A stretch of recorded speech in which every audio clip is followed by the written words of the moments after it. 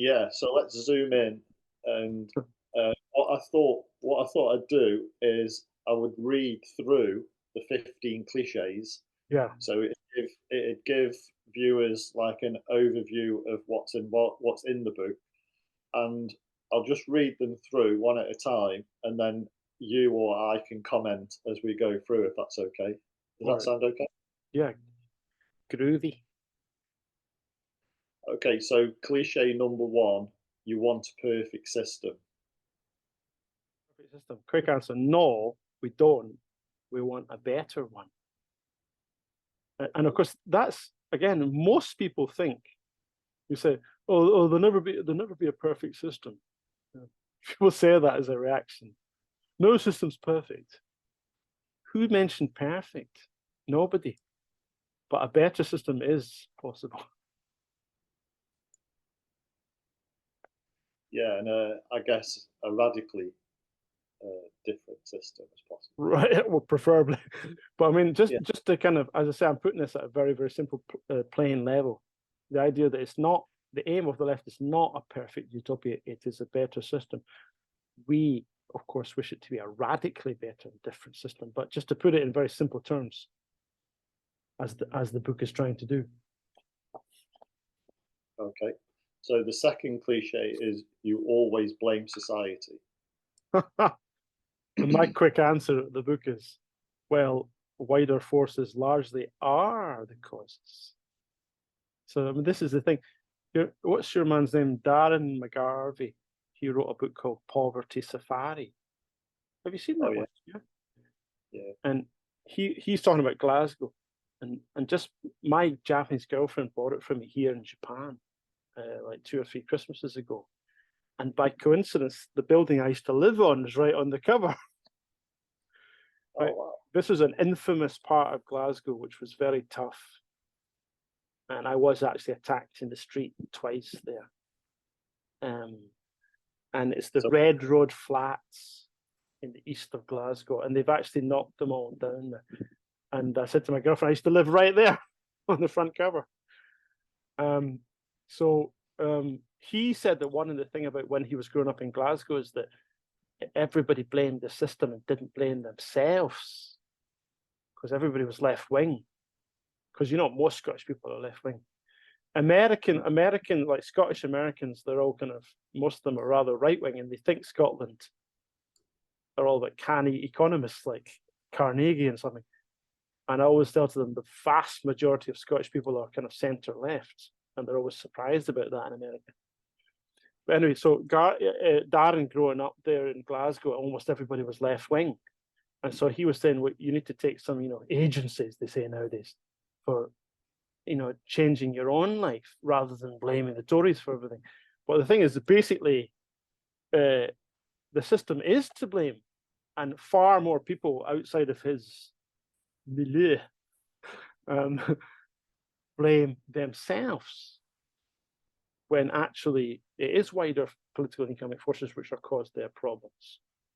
And we need to, much more people need to be aware that the difficult things in their lives are not caused by their own individual actions, but wider economic and political things. Anyway. So the next one is I don't want to be a slave of communism. I want to be free. Well, this was just laughably silly, but it's amazing how many people believe this. I mean, I've seen this thousands of times, this idea, like on online debates. So my answer is the aim of post-capitalist approaches in general is greater freedom, not less. Now, if you say that to most people, they just laugh and say, what do you mean? Communism is about greater freedom? What? Like a lot of people have no conception that it's actually Karl Marx specifically wrote the freedom of one is the freedom of all, or whatever the exact wording is. That it was specifically about increasing human freedom, and most people have no idea about that at all. Anyway, I'm just giving quick answers. Yeah. So in terms of obviously like an anarchist perspective would say there is something inherently authoritarian about Marx in his thinking, and Yes. then you've got like a distinction between Lenin and Stalin. Like some people are critical of Stalin, but not Lenin. So there's these, but this obviously goes a little bit the next level down in terms of analysis, I No, suppose. But it's, as I say, this book is not what really would going to be. Oh, sorry. what would you personally say in terms? Where are you on that spectrum? Would you say, just to get a little bit of a clearer idea of your politics? Would you be like, um, yeah, just on that? Where Well, would you be? I'm very strongly towards the anarchist aspect of I things. see. So I mean, a symbolic case of that is the Kronstadt demands. I think if the Kronstadt demands in 1921 had been followed by the Bolsheviks, that the history of what developed would have been very, very, very different, because looking at those demands, if we read them apart from some of the very specific ones from that era, that's pretty much what genuine socialism looks like, surely, or at least an anarchist libertarian type socialism. And so I'm very much on that side. I'm not a fan of Lenin either, actually. But I think that I don't want to criticize Marx too much either, because I think we should draw on some elements of it.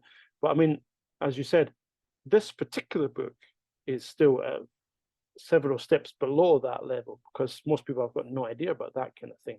Never heard of the Kronstadt rebellion. So it's just looking at the very basic level, the idea that Marx did not wish people to lack freedom. He didn't write, "I want people to lose freedom." But millions of people, especially our dear American cousins, think that's the specific aim. I think it is the aim, but it's not. So it's very basic. But as I say, most people don't know this basic stuff. Okay, so the next cliche is capitalism has problems, but there is no alternative to it. We're getting Maggie Thatcher again. There is no alternative. There's no such thing as society.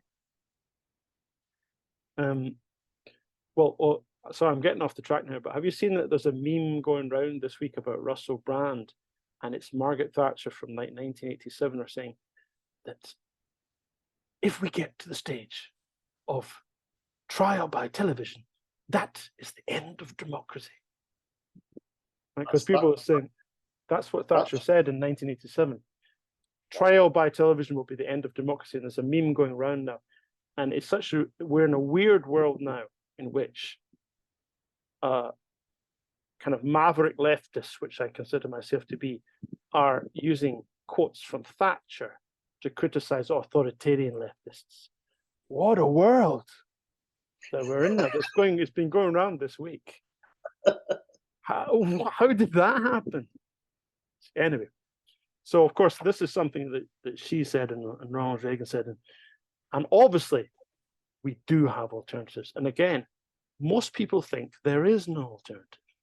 I've come across this countless times, and it's normally from the kind of second level where people who are intelligent wish to consider these things a bit, and they say, well, yeah, I agree, it's not a good system, but what's the alternative? And so various people, or most people, don't know there are alternatives. They certainly don't know there's very well worked out and very well considered alternatives like participatory economics. So the fact, if that was wider known, that most people knew there are alternatives, that would be a massive step forward already, just that one thing. Very good.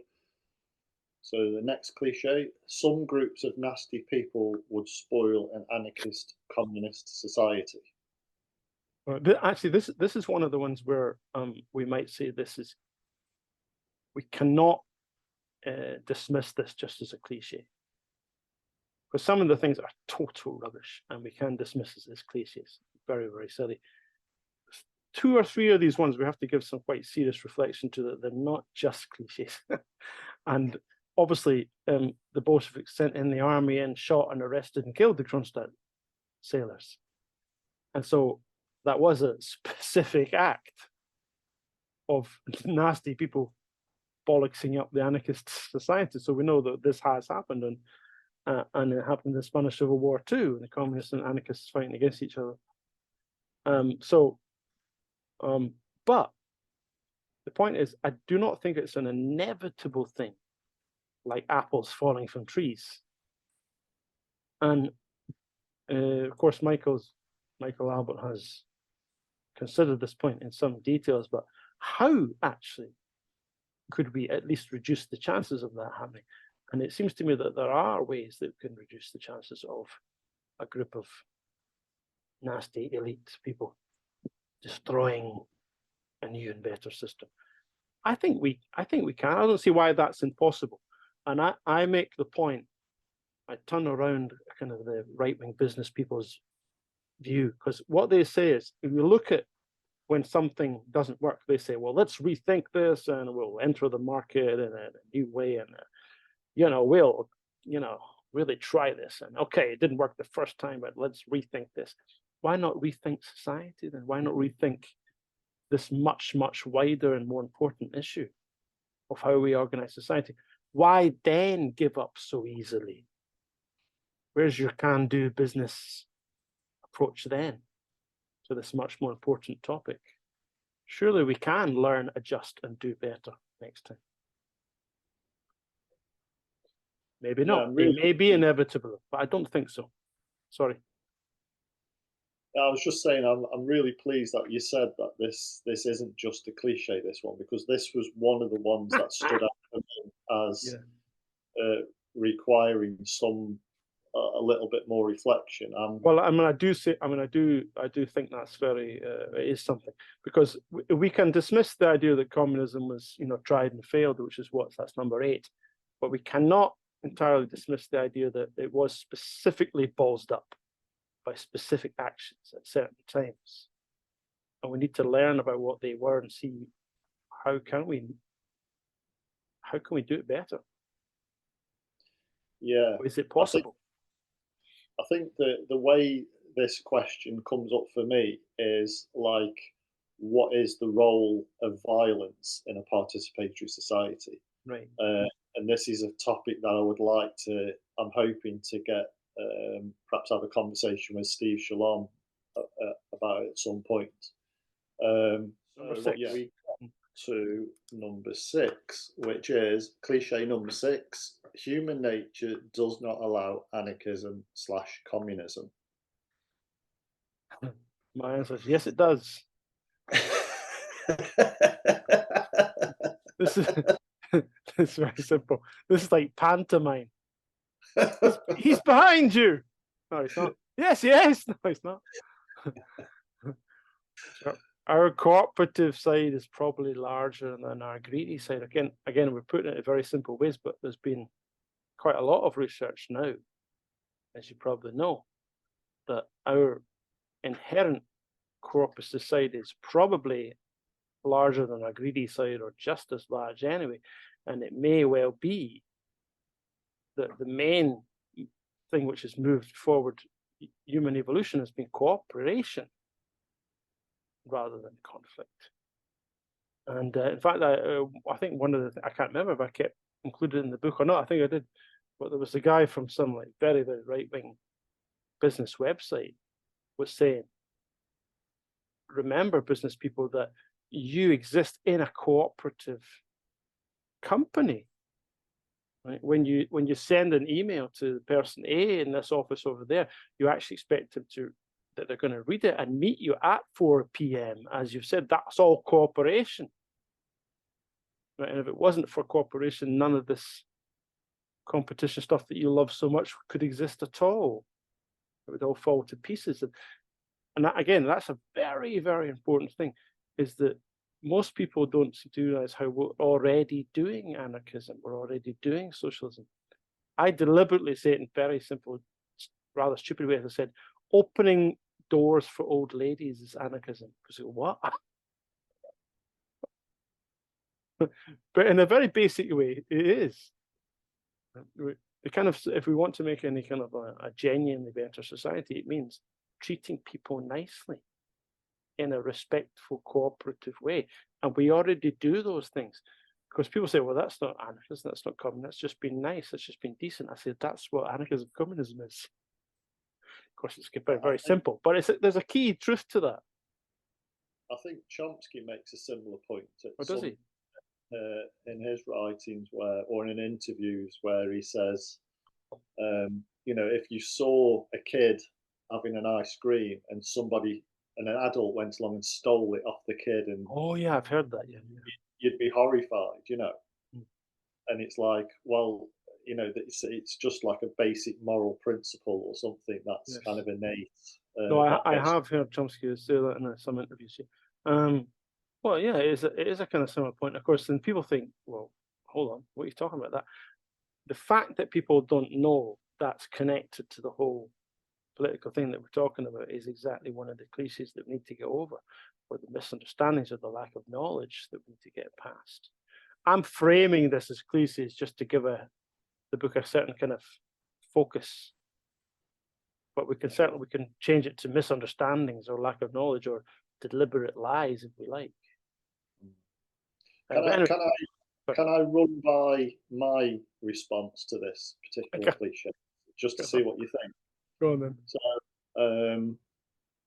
and I think Michael Albert would probably say something similar. So I might have got this from him, but it's something like,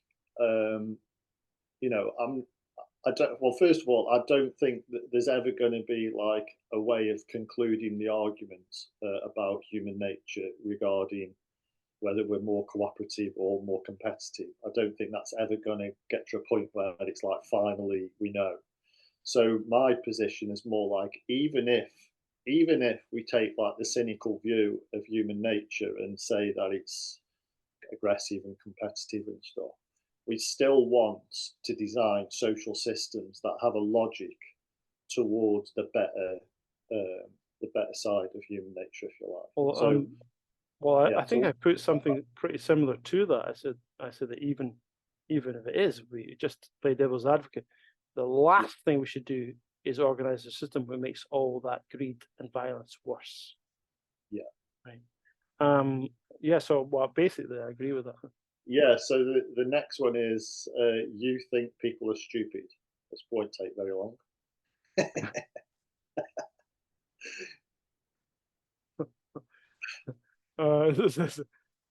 No, only those people who are too lazy to read the whole of this book. That's my joke.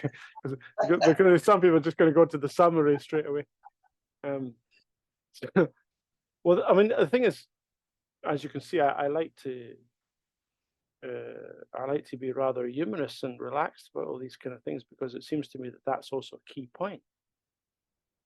That I've had many people say to me, "Oh, I thought you were going to be a very serious person. You're actually quite like a jokey person." I'm saying, yeah. But people's image of people who's a teacher or a writer or professor or a politician is that they're very, very overserious. And it seems to me that that's a fundamental barrier to people getting into so-called politics, because they think it's tremendously serious, tremendously difficult and complicated. I think it's like mathematics homework, right? And it's going to be really annoying and difficult. So I think we need to pitch things at a rather plain, humorous level. And that's what I try to do in the way I approach these things. And I think that helps. Anyway, so obviously people are not stupid. We are astonishingly intelligent human beings. Incredibly intelligent. So it's not a question of lacking intelligence. It's that, well, I think we have been deliberately cheated out of understanding and thinking these things. But again, that's contentious too. Maybe it's not that. But I certainly think that a lack of intelligence is not going to hold us back. That's not the main problem. And as a left winger, I do not think people are stupid. Definitely not. Right? I think we have been deliberately cheated out of thinking about these things, and we are capable of them. That's the opposite of arrogance, which is a similar point. You're so arrogant. It's the opposite of arrogance, because you're saying we are capable of organizing our things ourselves. That's the opposite of arrogance. surely. Yeah, I definitely agree with you about the points about humour and stuff. I think that's the seriousness and all that's a real barrier to get over. So being open and a bit more fun and stuff.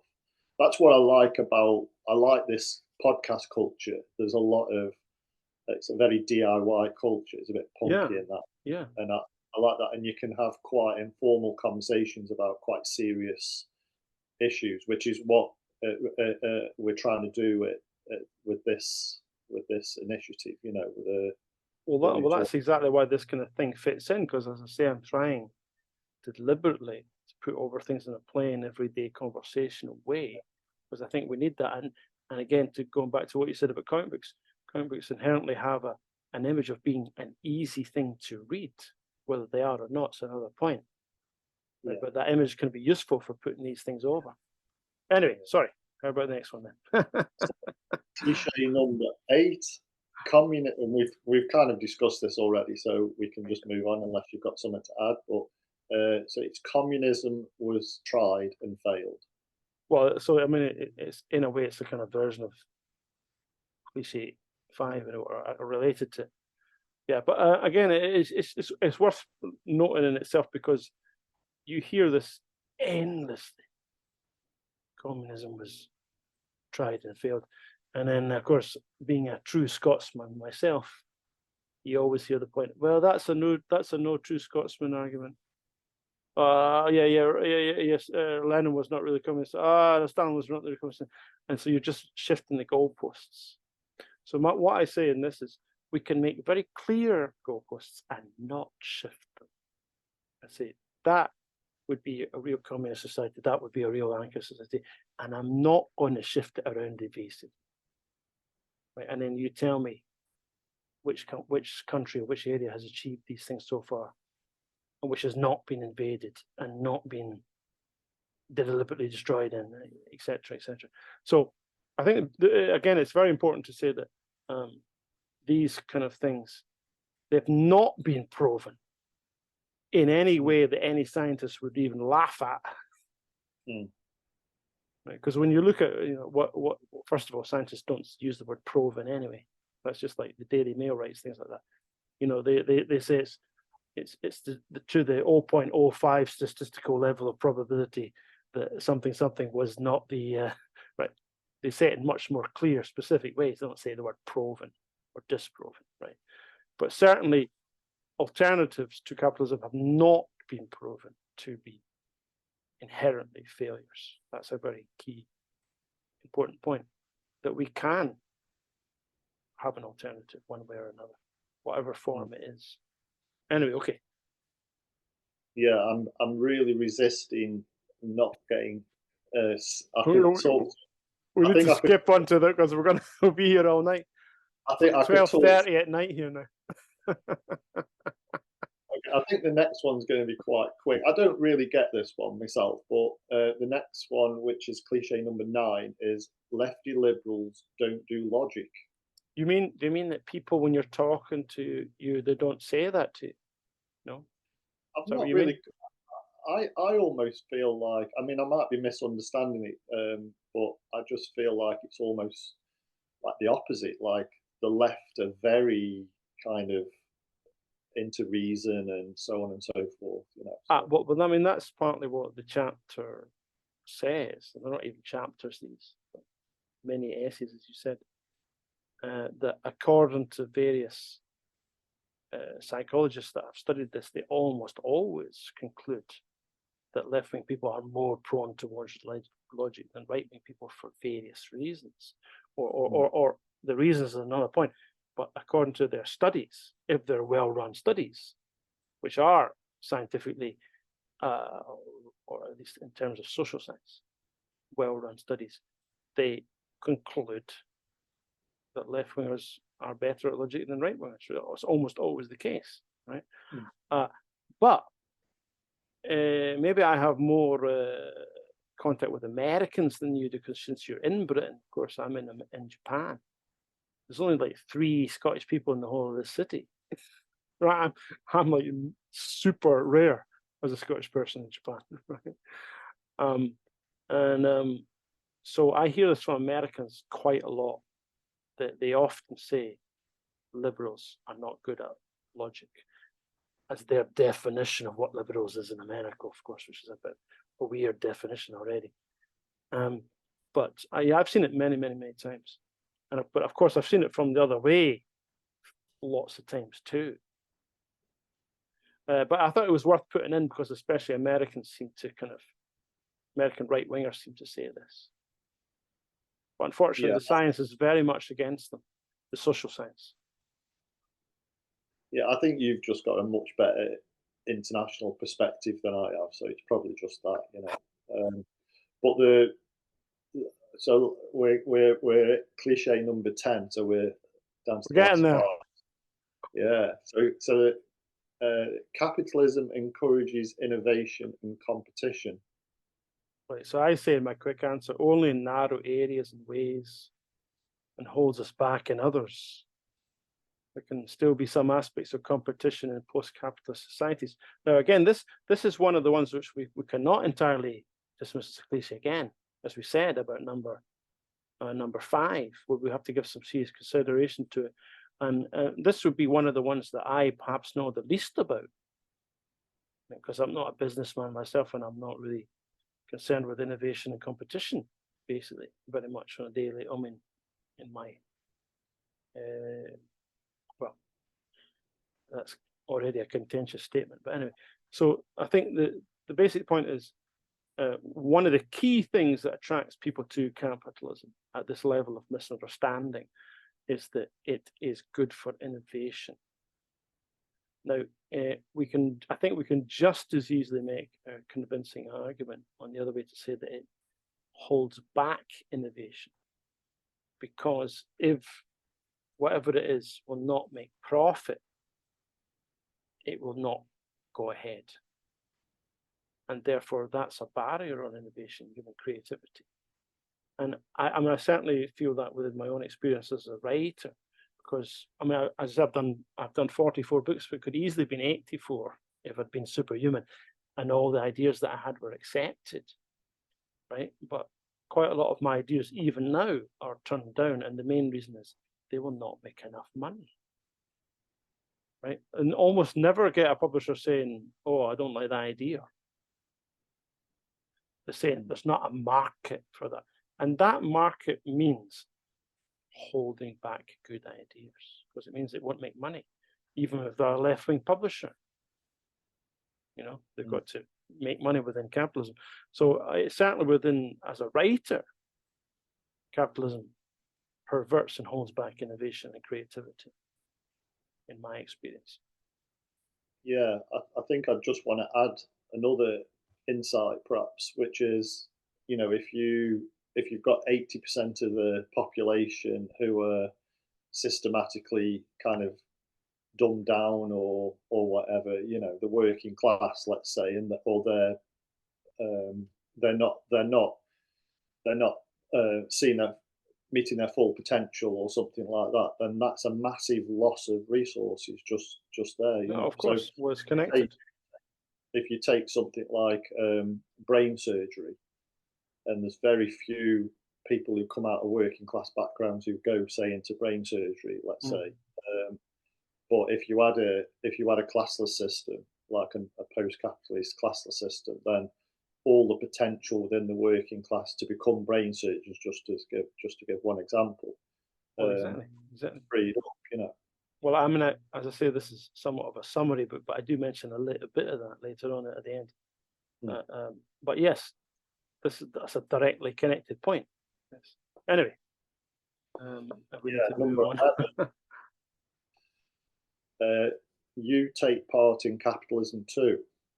Right. Now, this one I think is just a very silly cliche, can be dismissed quite easily, because the analogy that I make here is, it's like saying to someone who's a campaigner for clean air, "Why are you presently breathing?" It's just a mad idea. And you want me to hold my breath until the air gets cleaner?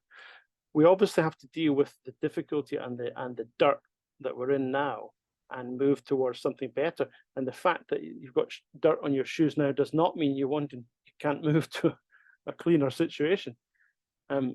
It's just, this is totally nonsensical, this idea that only people who have no relation to capitalism can in some way criticize it. It's daft. Anyway. Very good. Okay, so number 12 is work, you want a free ride. You want a free ride? I think this one's quite interesting, quite an interesting issue. Well, I mean, I think maybe British and Americans say this, it's very kind of a bit of an old school way of thinking. And I think a lot of maybe working class people criticize the left from this position, right? My grandfather was a very like working class Scottish Irish type guy, criticized me when I was studying sociology and said, "You're just skiving, son. Right? Get yourself a job." Right? He was very critical about me being in university. I'm the first one to go to university in my family from anyone. Neil Kinnock said that. Do you remember Neil Kinnock said that? You're the first Kinnock in 1,000 generations to go to university. Right? That's me too. I'm the first one from anyone from my total family in Scotland and Ireland to go to university. And my grandfather was very critical about it. He basically thought it was just skiving. Right? Do Americans know the word skiving? I don't know. Avoiding doing work. Right? So the thing is, as Michael Albert's analysis goes into it, we would have to do work. We'd have to do something useful and interesting and constructive, right?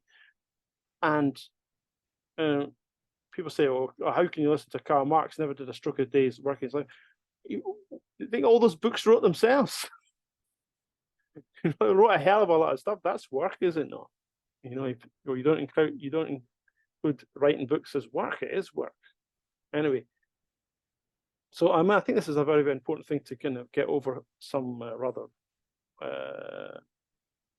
prejudiced views from working class people. Actually, the idea that left wing is all about skiving and just living off the state. I mean, it's a very common thing from working class people in Britain now, the idea that you just want to sponge off the state and get housing benefit and stuff like this. And again, living off the state is not what our aim is. Again, that's a misunderstanding of what anarchism and communism is about, actually. But anyway, again, we can't go into it in too much detail, but of course there is the idea, of course, that if AI gets to a certain level, that we can basically sponge off AI, most of us, right? And that we can create a society in which there is luxury communism, as they say, right? And that the whole idea of working will have to be fundamentally rethought. That we cannot focus value on who's doing work or not. But I mean, I'm not sure whether participatory economics has factored that in enough yet. Maybe it's an element of growing reflection for participatory economics, that we may not have to be able to focus work as the key thing of how we estimate someone's value in society. Anyway. It's definitely been discussed. There's one or two Real Utopia members who are discussing that. But just before we move on, I just want to say that I think generally the left hasn't challenged this cliche in a very constructive way. I just want to put that out there. Well, I agree. There's plenty of problems with the left. This is the thing. I mean, these are all, apart from the 2 or 3 substantial ones, just stupid things that people come out with. But there's plenty of problems on the left that we need to really address. Actual substantive problems. Anyway. Okay, so we're getting very close to finishing. We're on number 13, and it is, I'm not interested in politics. I'll say, oh, you should be. It's very interested in you. I mean, but that's the thing, that basically there's only 2 things, and there's no other choice apart from there's 2 things. You're involved in politics and it affects you, or you're not involved in politics and it affects you. Is there a third state? Not on this planet, anyway. So we might as well be involved in it and try to in some way affect it back. So this idea, which is incredibly common, but less so recently, I think. This is an interesting thing. What's your man's name that's on the sports commentator? Oh, God. It's incredible how, like I say, I've got dyslexia. I'm very, very bad with names. He used to be an English footballer. He was criticised recently for being his... Gary Lineker. Right. Gary Lineker. Gary Lineker, who Americans may not know, but he's been criticised.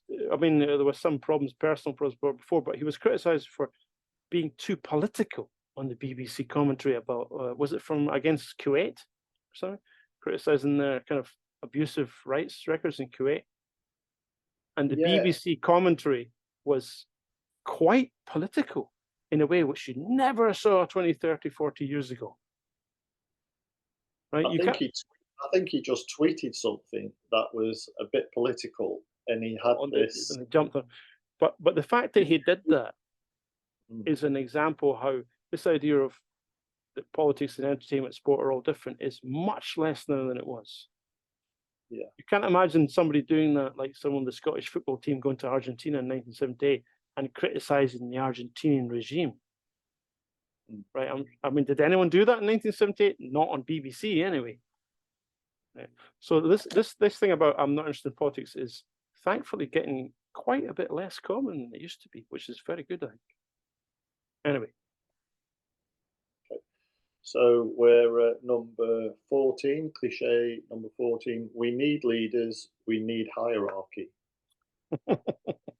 Leninists would agree, of course. Well, I read in I was mentioning Zizek, how do you pronounce his name?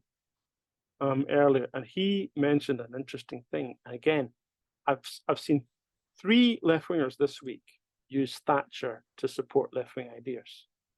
3 just this week. Oh no, today's Monday. Last week, and one of them was Zizek, and he said there is an idea that what is needed from the kind of psychoanalytical Lacanian type of psychoanalysis was that we need a master figure.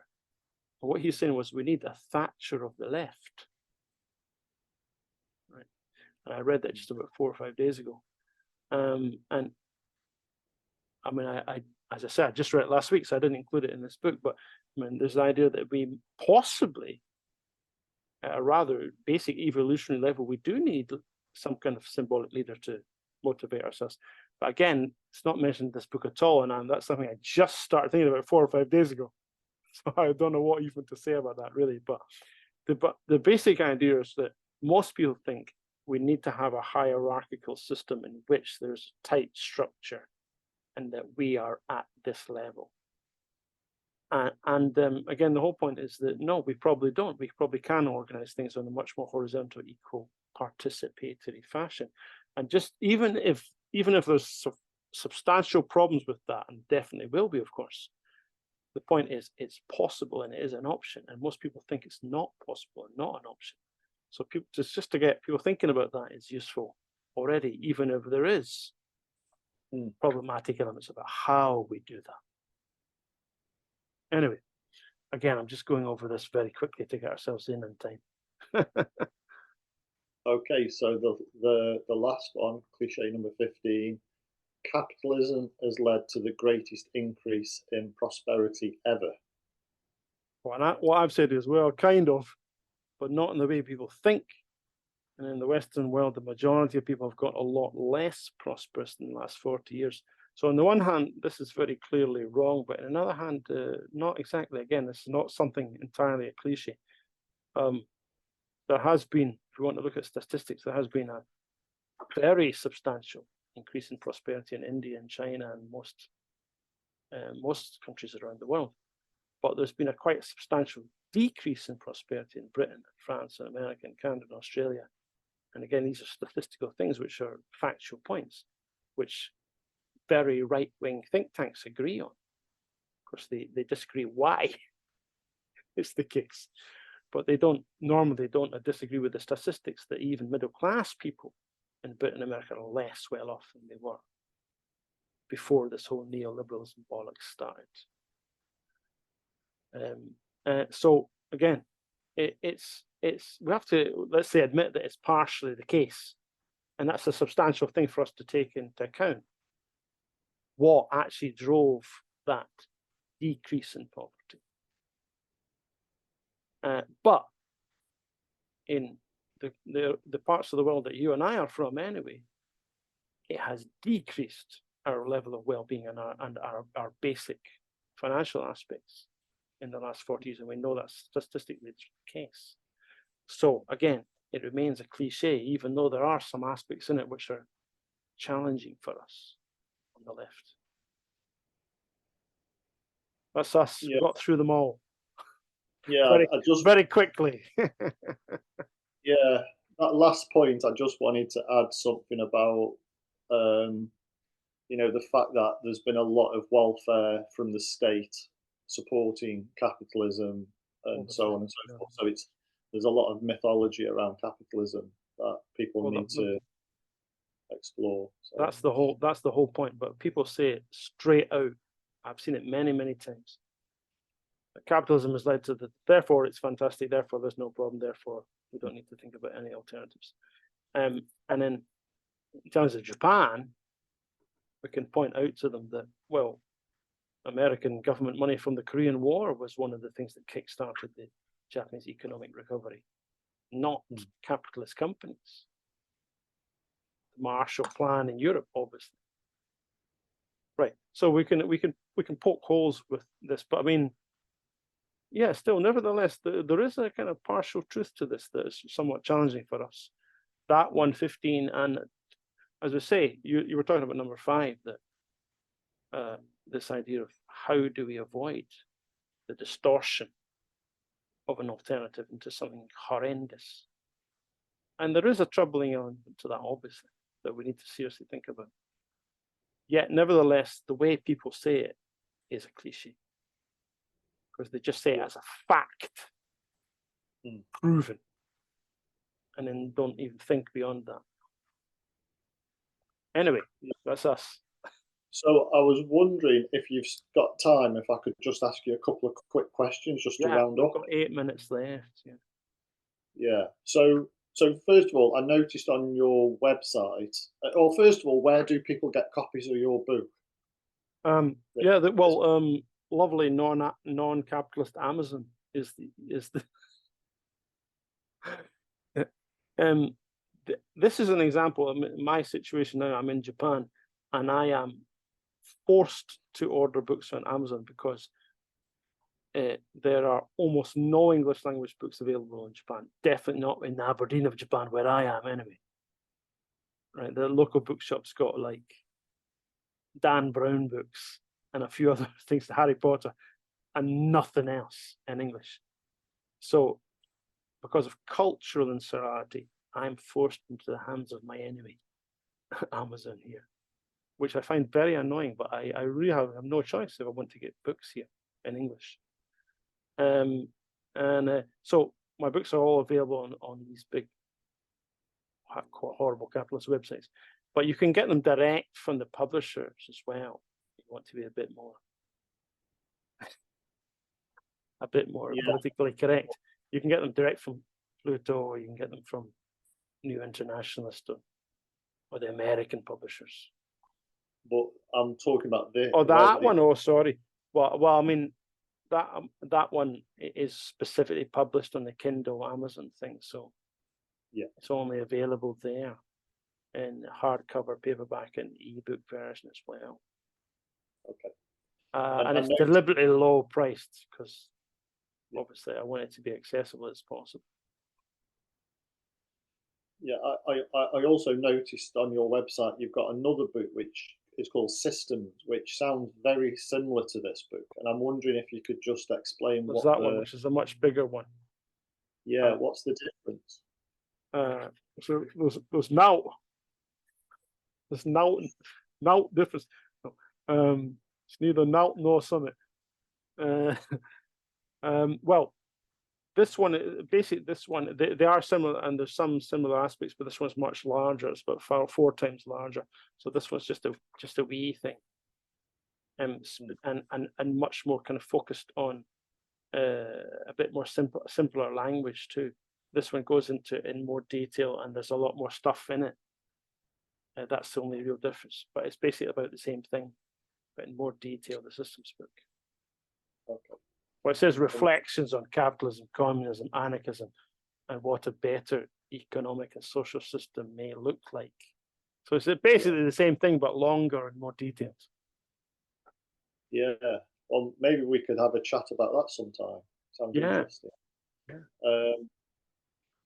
And okay, so my understanding is, just to finish off, my understanding is you've got you're going to be talking on Revolution Z. Well, Michael said that, but I'm not sure what aspect of it is there left to discuss now, because we've gone into quite a lot. But it's okay. Either way. Yeah. So people can perhaps keep an eye out for that if they're interested in hearing another take on this topic. Yes. Yeah. Whenever Michael gets round to doing that, he just mentioned a few days ago that shall we do the podcast on that? I said, yeah, sure. All right, very good. Well, thanks for your time. Thank you. And good luck. It's almost 1 a.m. here now. I'm so sorry. That's all right. It's been good fun talking to you. Thanks. Yeah, we'll stay in touch, yeah? Okay. Yeah. Okay. Cheers. Bye-bye. Good night. Oyasumi, as they say in Japan. Oyasumi nasai. Good night. Oh, wow.